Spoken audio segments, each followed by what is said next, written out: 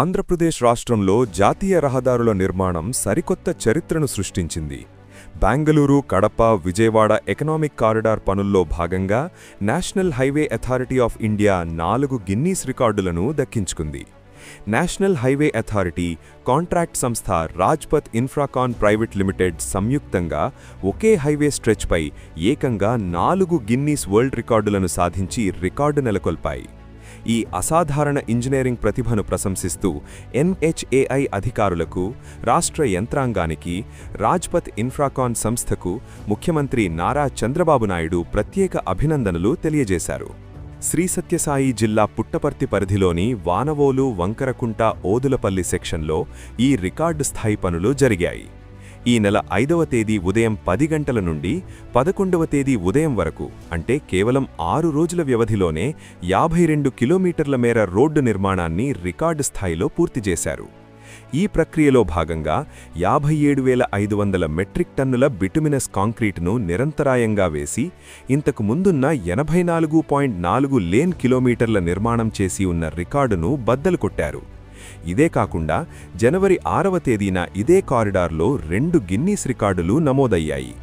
24 గంటల వ్యవధిలోనే 28.896 లేన్ కిలోమీటర్ల మేర బిటుమినస్ కాంక్రీట్ వేయడం ద్వారా ఒక రికార్డు, అలాగే 10,655 మెట్రిక్ టన్నుల కాంక్రీటును ఉపయోగించి ప్రపంచంలోనే మొట్టమొదటిసారిగా ఈ స్థాయి ఘనతను సాధించి మరో రికార్డును నెలకొల్పారు.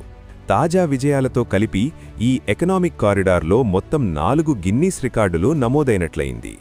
ఈ రికార్డు నెలకొల్పడం కోసం 70 టిప్పర్లు, 5 హాట్ మిక్స్ ప్లాంట్లు, 17 రోలర్లు, అత్యాధునిక సెన్సార్ పేవర్లను వినియోగించారు.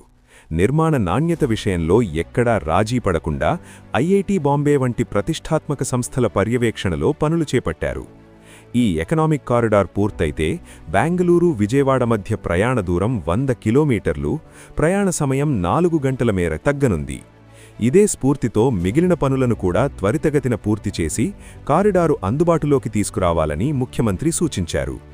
కాగా శ్రీ సత్యసాయి పవిత్ర జన్మభూమిలో రహదారుల నిర్మాణం పరంగా గిన్నీస్ రికార్డులు నమోదు కావడం పట్ల కేంద్ర మంత్రి నితిన్ గడ్కరీ హర్షం వ్యక్తం చేశారు. నూతన సాంకేతికతను జోడించి అత్యంత తక్కువ సమయంలో నాణ్యమైన నిర్మాణాలను వేగంగా పూర్తి చేయడం గొప్ప విషయమని ఆయన కొనియాడారు. ఈ అద్భుత విజయం సాధించడంలో కృషి చేసిన ప్రతి ఒక్కరిని అభినందిస్తూ ఈ ఘనత ఆ ప్రాంతానికే గర్వకారణమని ప్రశంసించారు.